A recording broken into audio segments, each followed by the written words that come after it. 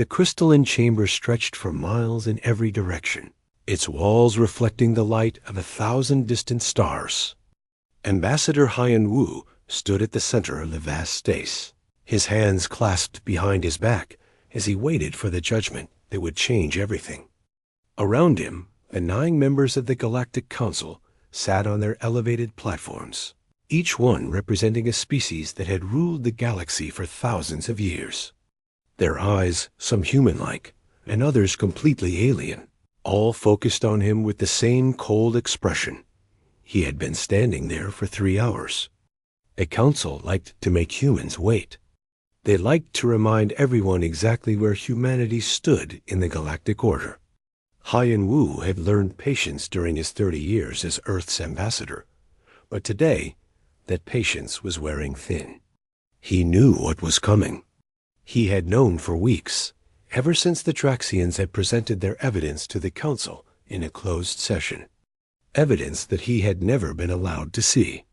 Evidence that would destroy everything humanity had built among the stars. The council chairwoman finally spoke, her voice echoing through the chamber like thunder. She was a Valorian, one of the founding species of the council, and her word carried more weight than any other. Ambassador Haiyan Wu of Earth, she said, this council has reviewed the evidence presented by the Draxian collective. The charges are grave.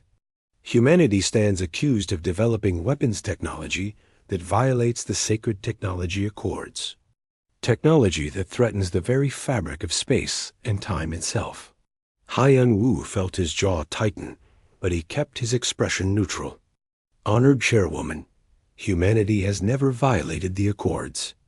We have always respected the laws of the council. Whatever evidence the Draxians have presented must be fabricated. I demand the right to examine this evidence and present our defense. The Draxian representative, a creature covered in dark scales with eyes that glowed like hot coals, rose from his seat. The evidence speaks for itself, human. We have surveillance data showing your ships equipped with reality-warping devices. We have communications intercepts proving your scientists discussed weaponizing temporal technology. We have testimony from defectors within your own military. You cannot deny what we have proven beyond any doubt. I deny it because it is false, Haiyan Wu said, his voice rising despite his efforts to stay calm. The Draxians have been enemies of humanity for generations. They have every reason to create false evidence. Give me access to this so-called proof. Let me bring our scientists here to testify. Let us defend ourselves as the law requires. The chairwoman raised one hand, and silence fell over the chamber. The council has already reviewed your requests for a formal hearing. They have been denied. The evidence is classified for security reasons. The testimony is sealed to protect the witnesses. The decision has been made. Haiyan Wu felt something cold settle in his chest. This was not justice. This was an execution. Then humanity has no voice in this council, he said quietly. You have already decided our fate before allowing us to speak. The vote will now be taken, the chairwoman announced, ignoring his words. All those in favor of expelling humanity from the Galactic Council and declaring all human colonies beyond the Sol system as forfeit territories, indicate now. One by one, lights appeared above the council platforms. Red lights for yes, green lights for no. Haiyan Wu watched as 8 red lights blazed into existence. Only one green light appeared from the representative of the Kalara Union, a species that had always maintained friendly relations with Earth. It was not enough. It would never be enough. The vote is decided, the chairwoman declared. Humanity is hereby expelled from the Galactic Council. All human colonies beyond the Sol system are declared forfeit. Humanity has 30 galactic cycles to withdraw all citizens to Earth and its immediate territories. Failure to comply will result in military enforcement.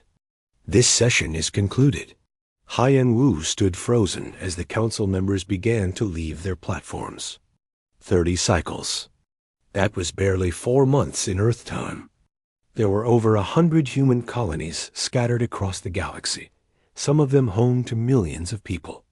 How could they possibly evacuate everyone in such a short time? And where would they all go? Earth was already crowded. The lunar colonies could only hold so many. Mars was still being terraformed. This was not just banishment. This was a death sentence for thousands, maybe millions of people who would be left behind. He turned and walked toward the exit, his footsteps echoing in the empty chamber. His security detail fell in around him, their faces grim. They had all heard the verdict. They all knew what it meant. As they reached the docking bay where his ship waited, Haiyan-Wu activated his communicator. The holographic image of Admiral G1 appeared before him, her expression already dark with anger. "I watched the entire thing," she said before he could speak. "It was a show trial. They never intended to give us a fair hearing." "No, they did not," Haiyan-Wu agreed. He climbed into his ship, settling into the command chair as his pilot began the launch sequence. "How long until you can mobilize the evacuation fleets?" 48 hours, G1 replied. "But Haiyan-Wu, we cannot evacuate everyone in 4 months. The numbers do not work. We will have to make choices about who gets saved and who gets left behind. Then we save as many as we can," Haiyan-Wu said. "And we document everything. Every colony we have to abandon. Every person we cannot save. Someday, someone will answer for this." The ship lifted off from the council station, and Haiyan-Wu moved to the viewport. Behind them, he could see Droxian warships already moving into formation. They were not even waiting for the evacuation to begin. They were already preparing to take what they wanted from human space. Through the window, he watched as more ships gathered, their weapons powered and ready. His communicator buzzed again. This time it was President Tae-Young calling from Earth. The old soldier looked tired, older than Haiyan-Wu had ever seen him. "I am addressing the planet in 1 hour," Tae-Young said. "I need to tell them something that will give them hope." "Can you give me anything?" Haiyan-Wu looked out at the stars, at the vast darkness between them. Somewhere out there were human families who had built lives on distant worlds. Children who had never seen Earth. Scientists who had made discoveries that would now be lost. Soldiers who had defended colonies that would soon belong to their enemies. And all of it was being taken away because of lies. "Tell them this is not the end," Haiyan-Wu said finally. "Tell them we will endure. Tell them that humanity has faced extinction before and survived. Tell them we will find a way. Do you believe that?" Tae-Young asked. Haiyan-Wu was quiet for a long moment. "I have to believe it," he said. "Because if I do not, then everything we have built means nothing." The connection ended, and Haiyan-Wu sat alone in the darkness of his ship as it accelerated toward home. The journey would take 3 weeks. By the time he arrived, the evacuation would have already begun. People would already be fleeing their homes, leaving behind everything they had worked for. And somewhere in the depths of space, the Droxians would be moving to claim what they had stolen through treachery and lies. But Haiyan-Wu made himself a promise in that moment. Humanity would not forget this day. They would not forgive. And someday, when the time was right, they would return. Not as supplicants begging for a place among the stars, but as something the galaxy had never seen before.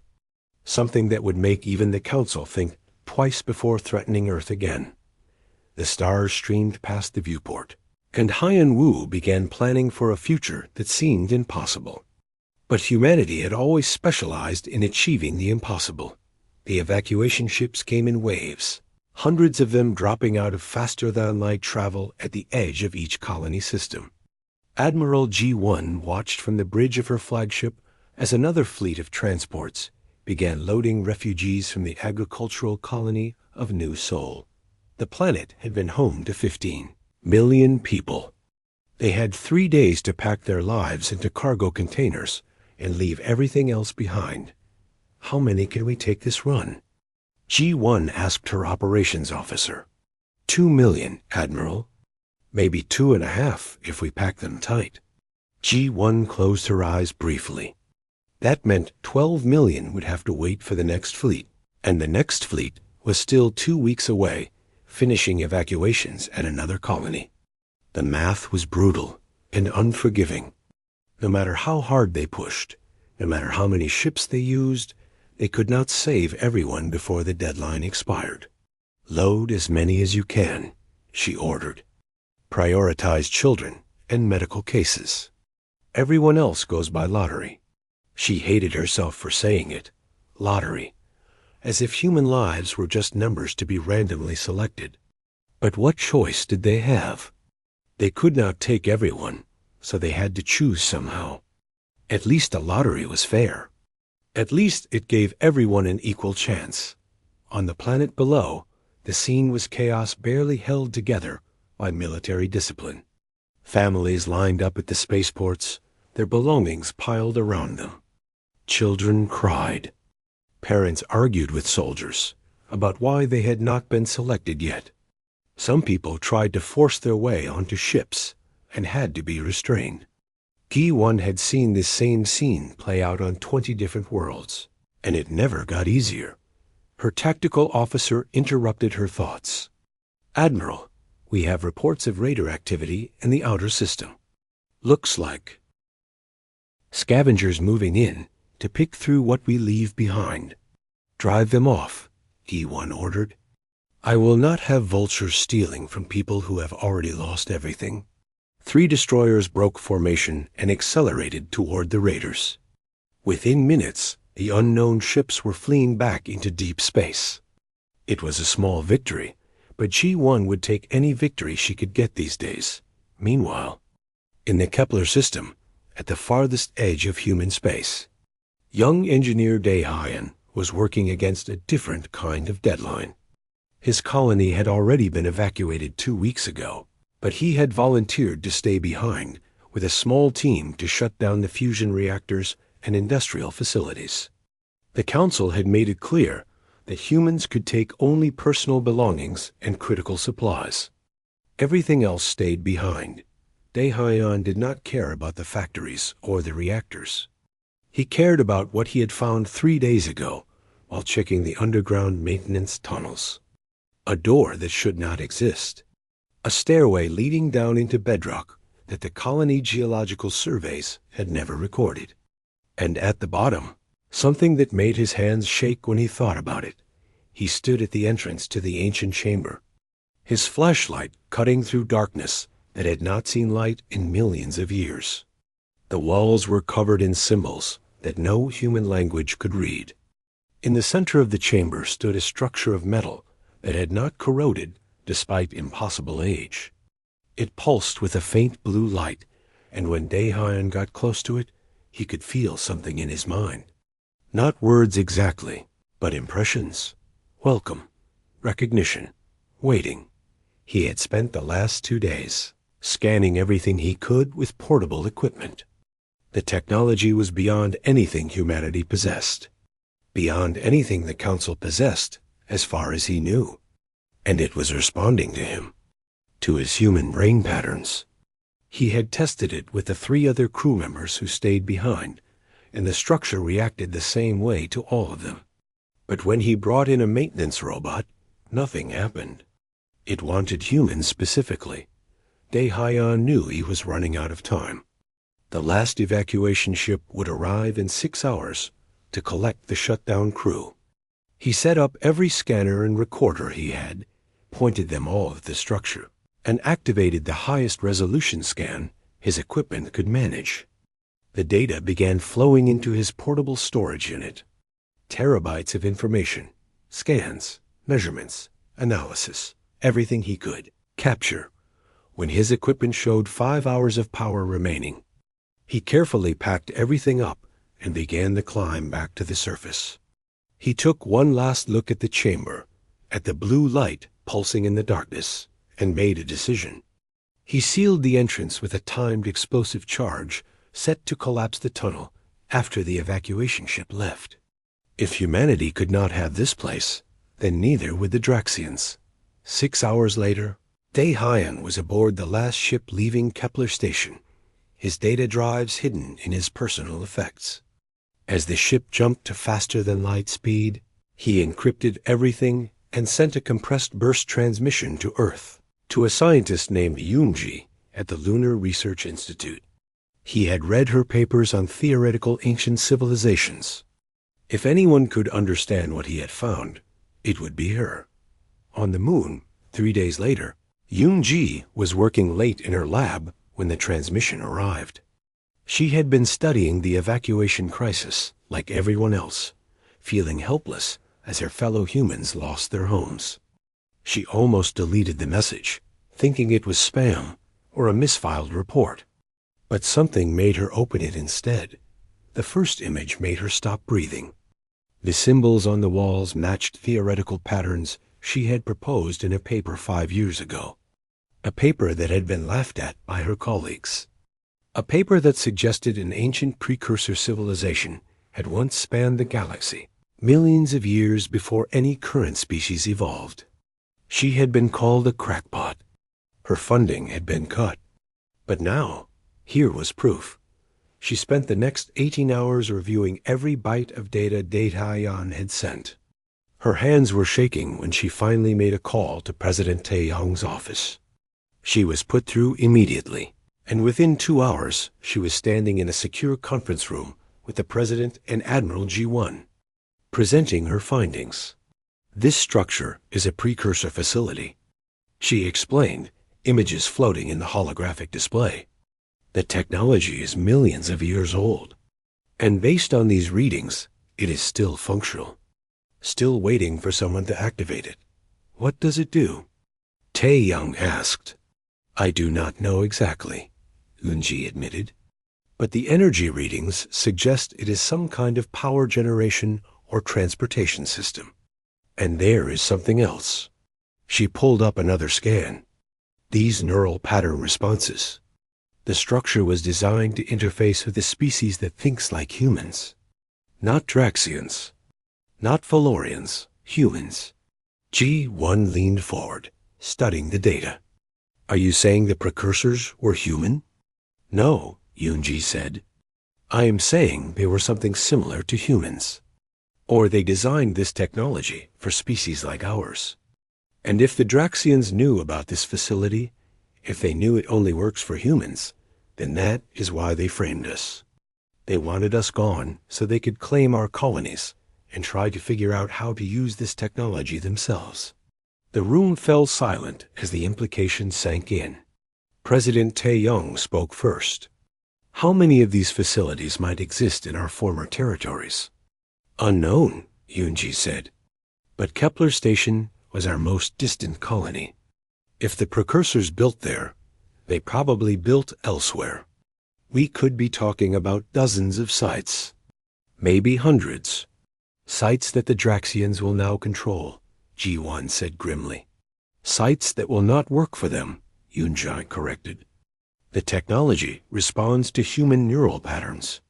They can study it all they want, but unless they can think like humans, they cannot use it. Tae-young stood and walked to the window, looking out at the Earth hanging in the black sky. How long until the evacuation is complete? 2 months, G1 said. We will lose about 15% of our people. Maybe 20%. The ones on the most distant colonies. We simply do not have enough time or enough ships. Those people will be left to the mercy of the Council, Tae-young said quietly. Or rather, to the lack of mercy. There is one more thing, Yoonji said. Engineer Day Hyan collapsed the tunnel entrance before he left. The Draxians will find the facility eventually, but it will take them time. And I think I can design a protocol that will make the structure recognize us as hostile if the wrong people try to access it. G1 turned to her sharply. Can you do that remotely? If I can access the colony's maintenance network before the Draxians lock it down, yes. But I need to move fast. Do it, Tae-young ordered. And Yoonji? Start assembling a team. I want every piece of information we have about these precursor sites. I want to know what they do, how they work, and how we can use them. If the Council thinks they have broken humanity, they are wrong. They have only made us desperate. And desperate humans are the most dangerous thing in the galaxy. 5 years had passed since humanity's banishment, and Earth had transformed into something between a fortress and a prison. The asteroid belt now bristled with weapon platforms and defensive stations. Every piece of space rock larger than a house had been hollowed out and converted into either military installations or hidden research facilities. The Jovian system storms concealed shipyards, building vessels that the Council had never seen. Mars had quadrupled its population, and the lunar surface was covered in domes, housing millions of refugees who still dreamed of the homes they had lost. President Tae-Young had died 2 years into the exile, his heart giving out during a memorial service for the colonists who had been left behind. Vice President Kang Dae had taken his place, and where Tae-Young had been a diplomat trying to find peaceful solutions, Kang Dae was a warrior who believed in only one truth: strength. Under his leadership, humanity's focus had shifted entirely. They were no longer trying to appease the Council or win back their favor. They were preparing for a war dot in the depths of the asteroid Vesta, inside a facility that officially did not exist. Scientist Yoon-ji stood before a holographic display showing the assembled components of what they called the Phoenix Drive. Around her, 36 scientists and engineers watched in silence as she initiated the final integration sequence. Among them was Jae-hee, a young woman barely 20 years old who had already become Yoon-ji's most valuable researcher. Jae-hee had lost her parents and younger brother during the evacuation. They had been on one of the distant colonies that the rescue fleets never reached in time.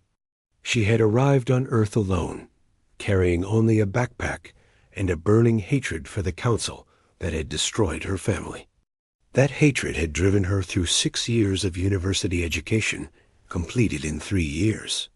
Through doctoral research that would have taken most people a decade, and finally into the Phoenix Project, where her understanding of precursor technology had proven invaluable.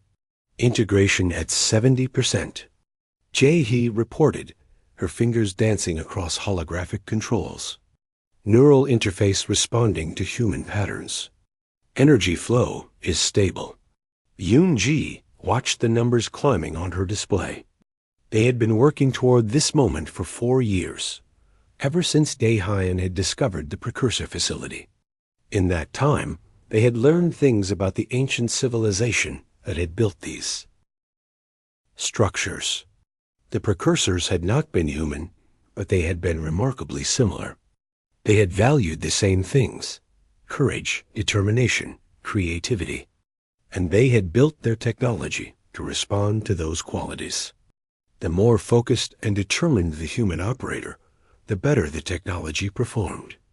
It was as if the machines could sense intention and rewarded those who showed strength of will.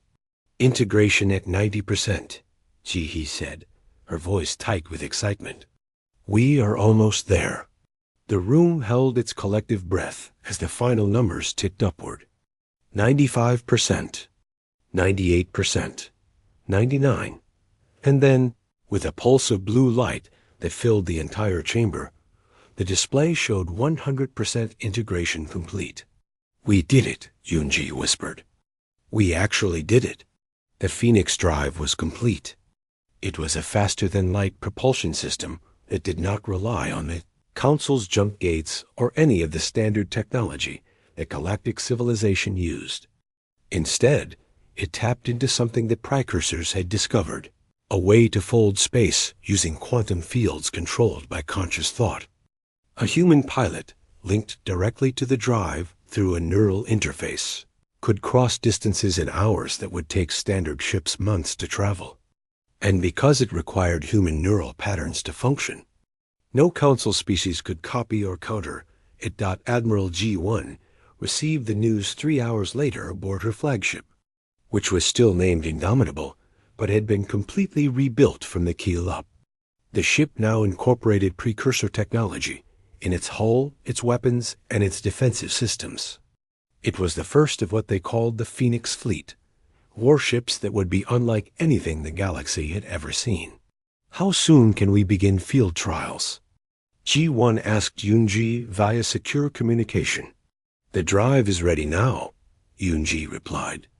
"But Admiral, I need to warn you. We do not fully understand the psychological effects yet. The pilot's mind will be directly connected to the ship. Their determination, their will to succeed, these things will literally fuel the drive. If the pilot doubts, if they hesitate, the drive could fail mid-jump. So we need pilots with unshakable confidence," G1 said. "I know a few of those." She was thinking of Commodore Su Min, who had spent the last 5 years running covert operations outside the Sol system. Su Min and her teams had been sneaking back into former human territories, gathering intelligence, retrieving precursor artifacts, and generally making life difficult for the species that had taken over human colonies. Su Min had lost count of how many times she had narrowly escaped Council patrols. If anyone had the iron will needed to pilot a Phoenix drive ship, it was her. 3 months later, Commodore Su Min stood on the bridge of the newly commissioned stealth ship Shadow of Earth, the first vessel equipped with a full Phoenix drive system. Her crew numbered just 20 people, all of them volunteers who knew they were flying experimental technology that might kill them all. But they also knew what success would mean for humanity. Neural interface connected, the ship's AI reported in Su Min's mind. She could feel the drive system like an extension of her own body. "Drive is ready on your command. Take us to New Pyongyang," Su Min ordered. Maximum speed. New Pyongyang was the colony world where D-Hyon had found the first precursor facility. The Draxians had occupied it for 5 years now, and intelligence reported that they were still trying to access the underground structure.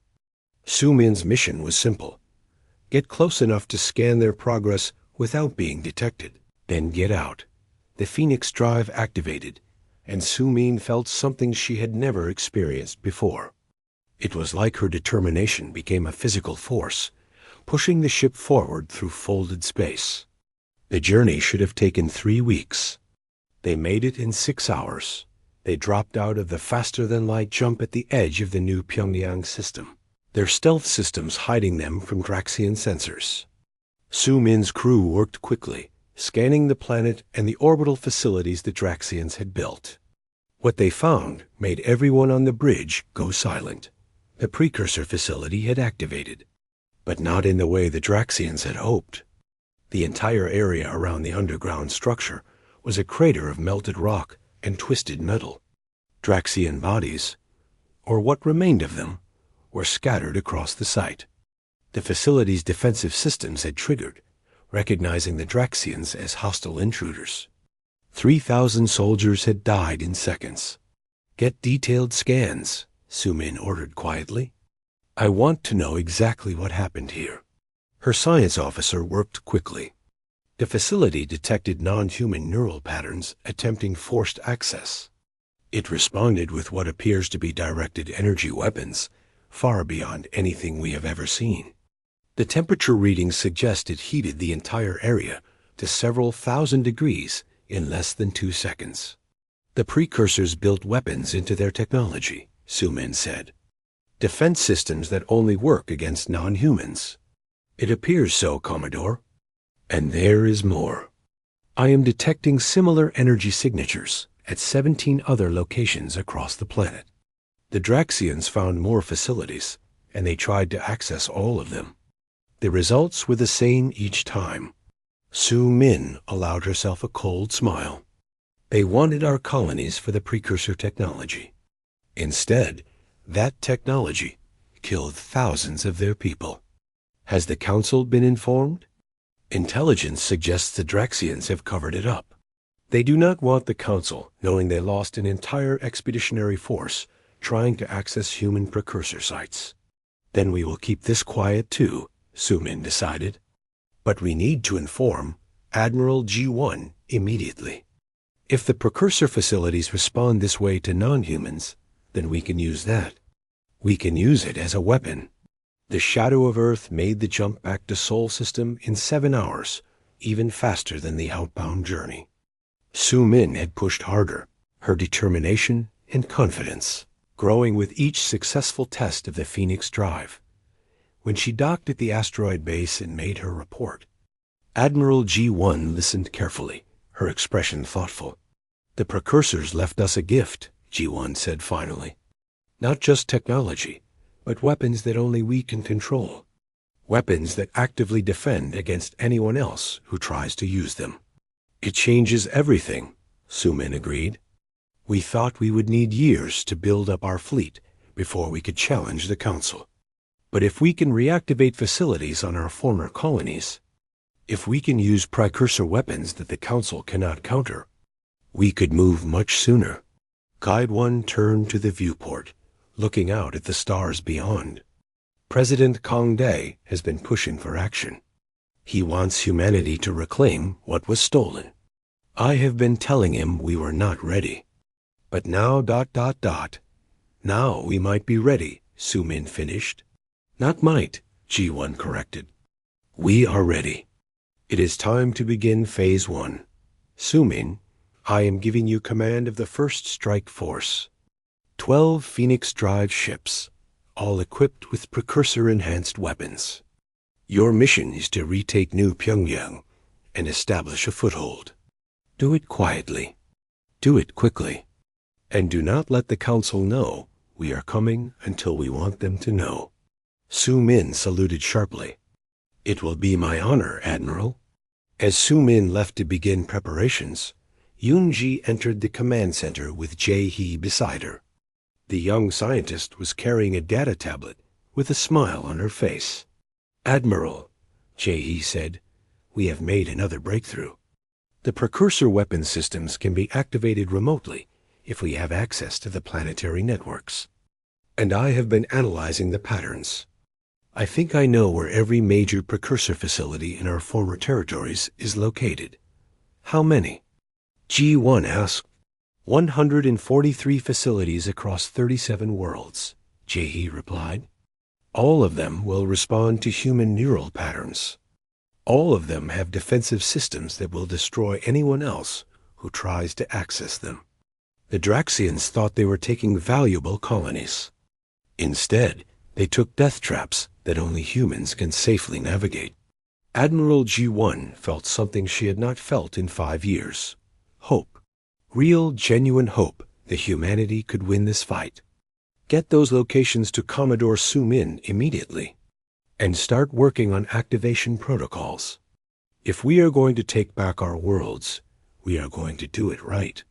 The attack on New Pyongyang came during the planet's longest night, when 3 of its 4 moons aligned to create hours of complete darkness across the main continent.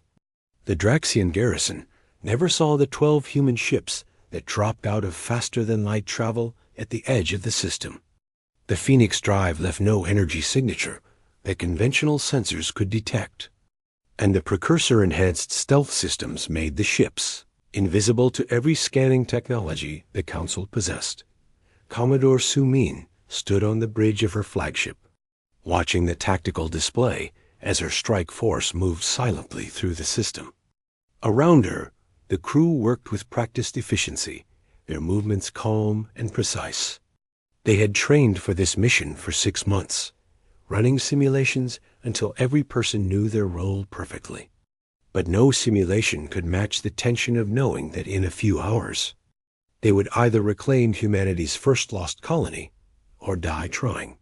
"All ships report ready," her tactical officer announced quietly. "We are in position." Su Min took a breath, centering herself. The neural interface with the ship's systems let her feel the determination of her crew. They're focused while creating a kind of resonance with the precursor technology built into every system. This was what the ancient builders had understood, that consciousness itself could be a source of power, that the focused intention of thinking beings could shape reality in ways that mere machines never could. "Begin Operation Homecoming," she ordered. The 12 ships split into 3 groups, each one moving toward a different target. Su Min's group descended toward the planetary capital, where the Draxian military command was located. The second group headed for the orbital defense platforms. The third made for the precursor facility sites that the Draxians had been so desperately trying to access. They struck simultaneously, and the battle was over in 7 minutes. Precursor weapons fired beams of blue energy that passed through Draxian shields, as if they did not exist. The weapon platforms orbiting the planet exploded silently, their reactors overloading before anyone inside could send a distress signal. On the ground, the military command center was hit by precision strikes that took out communications, power, and weapon systems while leaving the surrounding civilian areas untouched. The Draxians in the base found themselves trapped in darkness, their equipment dead, their ships grounded, and no way to call for help. By the time New Pyongyang's sun rose again, the human flag was flying over the Capitol building once more. Not a single civilian had been harmed. The Draxian military personnel were secured in their own brig, confused and terrified by technology they could not understand. And Su Min stood in the same government building that humans had been forced to abandon 5 years earlier, a building that had been built by human hands and should never have been lost. "Send the signal to Admiral G1, she told her communications officer. "New Pyongyang is ours." The same scene played out across a dozen other worlds in the following weeks. Human strike forces appeared without warning, moved with speed and precision that seemed impossible, and vanished before Council reinforcements could arrive. Each mission was surgical and bloodless when possible, overwhelming and decisive when necessary.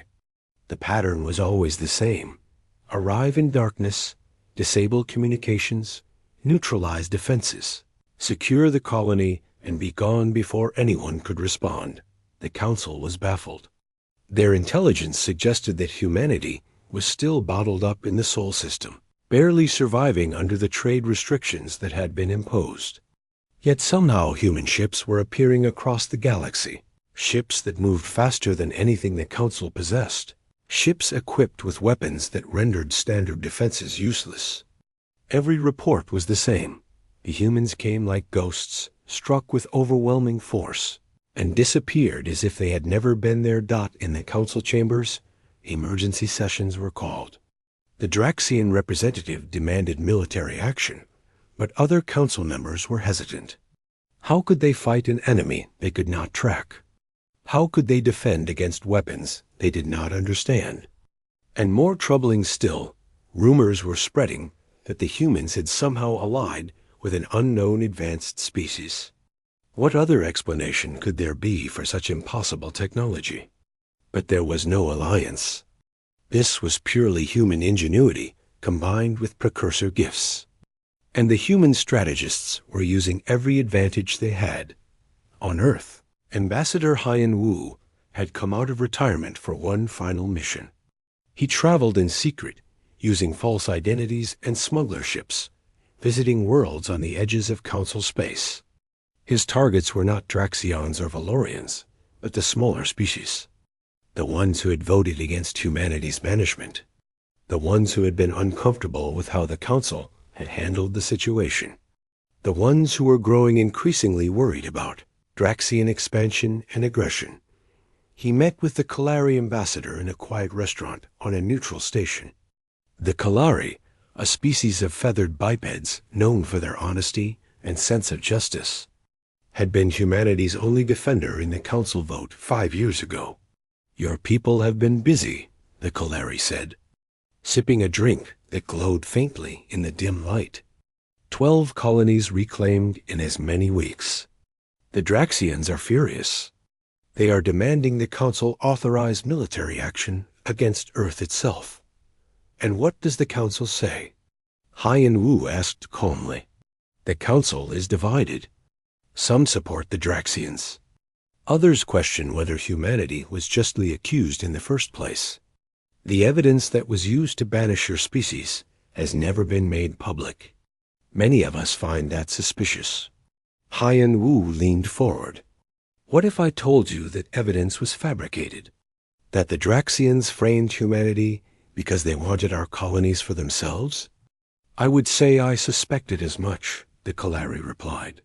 But suspicion is not proof. Then let me give you proof. Haiyan Wu placed a data chip on the table. Everything is on here. Surveillance footage of Draxian ships planting false evidence on human vessels. Communications intercepts showing their planning. Testimony from Draxian defectors who were part of the operation. And evidence of what they found on our former colonies. Precursor technology that only responds to human neural patterns. Technology they cannot use no matter how hard they try. The Kalari picked up the chip, examining it carefully. If this is genuine, it changes everything. It is genuine, Haiyan Wu assured him. And I am giving it to you because I know the Kalari value truth above all else. Share it with the other council members you trust. Let them see what the Draxians have done. Let them understand why humanity is reclaiming what was stolen. And if the council still supports the Draxians? Haiyan Wu's expression hardened. Then the council will discover that humanity is no longer a species that can be pushed around. We have spent 5 years preparing for war. We can win that war if we must. But we would prefer peace. Peace with justice. Peace where humanity has its rightful place among the stars.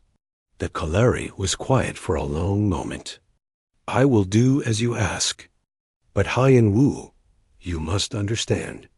Even with this evidence, the council will not simply give back everything. There will be demands, conditions, compromises. Let them make their demands, Haiyan Wu said. But they should understand that humanity is done compromising. We have seen what happens when we trust the council's justice. We have buried the people who paid the price for our trust. Whatever comes next, it will be on our terms. Back in the Sol system, Admiral G1 was planning the next phase of operations. 37 former human colonies had been reclaimed. 0 human casualties.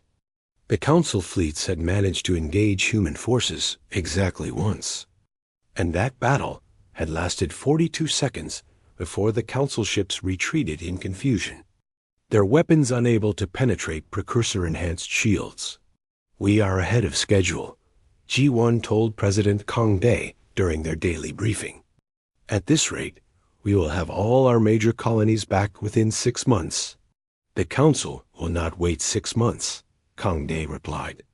They will move against us soon, with everything they have. Are we ready for that fight? We are ready, G1 confirmed. The Phoenix fleet now numbers 60 ships, all equipped with precursor technology. We have reactivated defensive systems on every world we have reclaimed. And scientist Jae Hee has made a breakthrough that might end this war before it fully begins. What kind of breakthrough? She has figured out how to create stable wormholes using precursor technology. Gates that can move ships across the galaxy in seconds rather than hours. Gates that only humans can use. If we can demonstrate this technology to the Council, if we can show them that we control something that could revolutionize galactic travel and trade, they will have to negotiate with us. Kang Day considered this carefully. You want to offer them a carrot along with the stick. I want to offer them a partnership, E1 corrected, but one where humanity is an equal partner, not a subordinate species. We have proven we cannot be defeated. Now we need to prove we can be valuable allies. And if they refuse, then we go to war, G1 said simply. But I do not think they will refuse. Not when they see what we can offer. Not when they understand how much they have to lose. President Kang Day stood and looked out at Earth. At the planet that had been humanity's prison for 5 years, but had also been its forge. The place where they had been hammered into something stronger than they had ever been before. Then it is time to make our offer, he decided. Contact Ambassador Haiyan Wu. Tell him to arrange a meeting with the Council, not as supplicants begging for mercy, but as equals demanding respect. It is time for the galaxy to see what humanity has become.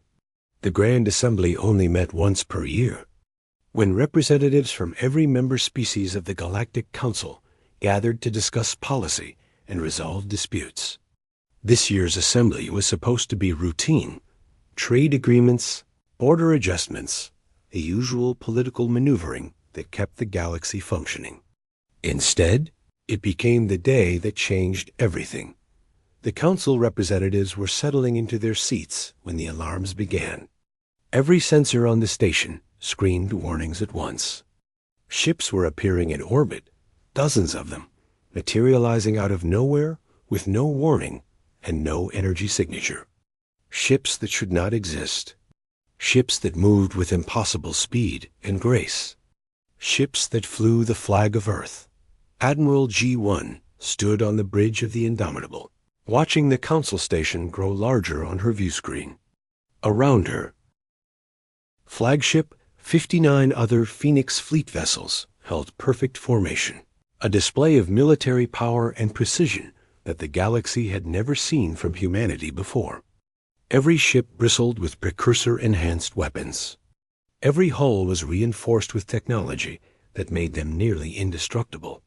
And every crew member was linked through neural interfaces that turned individual ships into parts of a greater whole, responding to G1's commands with thought-speed precision. Broadcast on all council frequencies, G1 ordered. Let every species hear this. Her image appeared on screens throughout the station, in the assembly chamber, on ships throughout the system. She stood in full military dress, medals earned through decades of service displayed on her chest. Behind her, the bridge of the Indomitable hummed with quiet efficiency. She looked every centimeter the warrior she was. Members of the Galactic Council, G1 began, her voice calm but carrying absolute authority.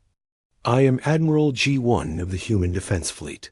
6 years ago, this council banished humanity based on fabricated evidence and lies. You declared our colonies forfeit. You forced millions of people to flee their homes.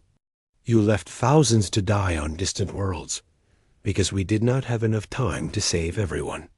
You did this because you believed humanity was weak. You believed we would accept your judgment without question. You were wrong. In the assembly chamber, representatives shifted uncomfortably in their seats. The Draxian delegate was already on his feet, shouting for security. But the chairwoman raised a hand for silence, her expression unreadable as she watched G1's broadcast. In the past 6 months, humanity has reclaimed 37 of our former colonies, G1 continued. We did this without permission. We did this despite council sanctions. We did this because those worlds were ours by right of settlement and discovery, and we will not allow theft to be disguised as justice. But we did not come here today to boast about our military victories. We came to present evidence, evidence that will prove humanity's innocence and reveal the true criminals behind our banishment. President Kong Dai appeared beside G1 in the broadcast, his expression hard as stone. The Galactic Council was deceived by the Draxian Collective. They presented false evidence of human weapons development. They fabricated communications and testimony. They did this because they discovered precursor facilities on human worlds, ancient technology that only responds to human neural patterns, technology that they wanted but could not use. So they arranged for humanity to be banished, thinking they could claim these facilities for themselves. The display changed, showing surveillance footage, communications intercepts, testimony from Draxian defectors. Hour after hour of evidence, compressed into 15 minutes of damning proof. The Draxian representative tried to object, tried to call it lies, but his voice was drowned out by the growing murmur of shocked conversation throughout the chamber. The Draxians murdered thousands of their own people trying to access this technology, Kang Dae said, showing footage of the destroyed military base on New Pyongyang. The precursor systems recognized them as hostile and defended themselves. Only humans can safely interact with this ancient technology. Only humans were chosen by the precursors, millions of years ago, to inherit their gifts. Ambassador Hyan Wu stepped forward now, older than he had been 6 years ago, but still carrying himself with quiet dignity. I stood in this chamber when you passed judgment on my species. I begged for a fair hearing. I was denied.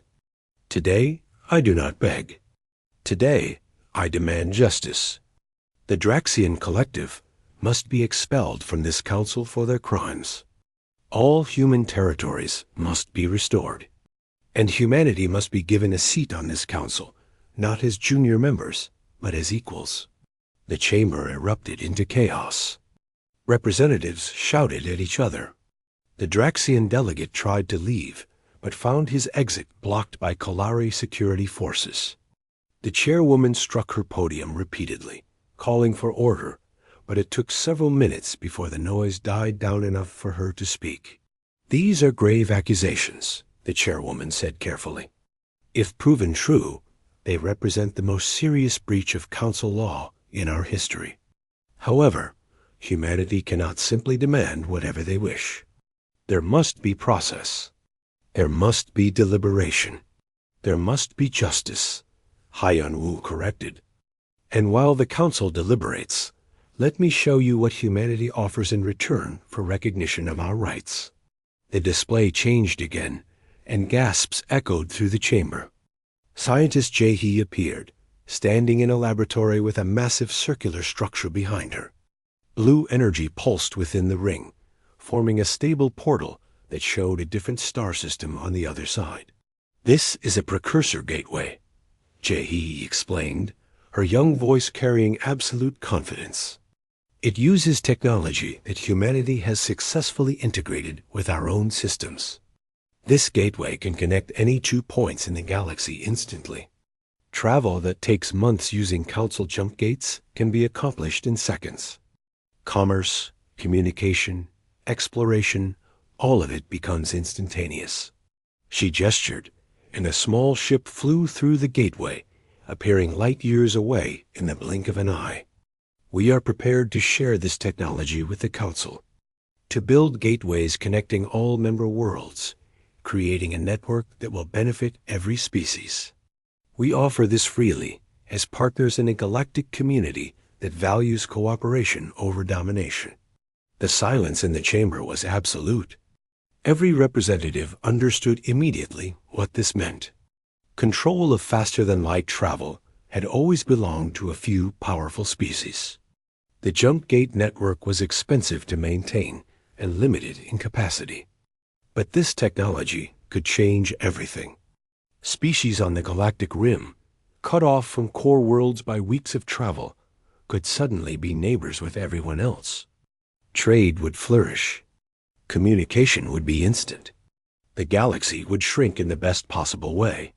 However, President Kang Dae said, his voice cutting through the silence, this offer comes with conditions. Humanity will not share this technology with a council that treats us as criminals and thieves.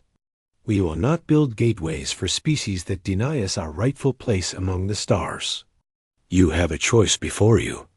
Accept humanity as equals, restore what was taken from us, and punish those who deceived you. Do this, and we will usher in a new age of prosperity for all. Refuse, and humanity will use this technology ourselves, building our own network, establishing our own trade routes, and leaving the Council to manage its increasingly obsolete infrastructure. It was a threat wrapped in an offer, a carrot and a stick presented with perfect clarity. Accept humanity's terms and everyone benefits. Refuse, and humanity would become a rival power block that could eventually make the Council irrelevant. The chairwoman looked around the chamber, seeing the calculation in every representative's eyes. The vote would not even be close. The Council will recess for deliberations, she announced. We will reconvene in 6 hours with a decision. But everyone already knew what that decision would be. The question was not whether to accept humanity's terms, but how quickly the Council could agree to them. During the recess, Commodore Sumin's fleet moved into position around the Draxian home system. They did not fire a shot, did not make any threats, but their presence was unmistakable. Dozens of human warships, each one more advanced than anything the Draxians possessed, holding position just outside weapons range. A reminder that humanity could enforce their demands if necessary, but preferred not to. When the Council reconvened, the vote was unanimous. The Draxian Collective was expelled from the Council, their representative escorted from the chamber in disgrace. All human colonies were officially recognized as sovereign human territory once more, and humanity was granted a permanent seat on the Council with full voting rights, including veto power over major decisions. But Admiral G1 had one more surprise. As the vote was announced, she transmitted coordinates to every Council member. These are the locations of precursor facilities throughout human space and beyond, she explained. We have mapped 143 sites. Some are on our worlds. Others are on neutral territory. Still others are on Council member worlds, placed there millions of years ago. We are sharing this information freely because the precursors left gifts for all of us, not just humanity. We can study these sites together, learn from them together, build a future together that honors what they left behind. It was a gesture of trust and cooperation that no one had expected. Humanity could have kept these locations secret, could have used them as leverage or advantage. Instead, they were offering partnership, real partnership, based on mutual benefit rather than domination or submission. As the assembly concluded and representatives began departing, Ambassador Hyan Wu found himself standing once more at the viewport where he had watched humanity's banishment 6 years earlier. But this time, he was not alone. The Kalari ambassador joined him, looking out at the human fleet hovering in perfect formation. Your people have changed, the Kalari observed. You were humble before, seeking approval. Now you demand respect.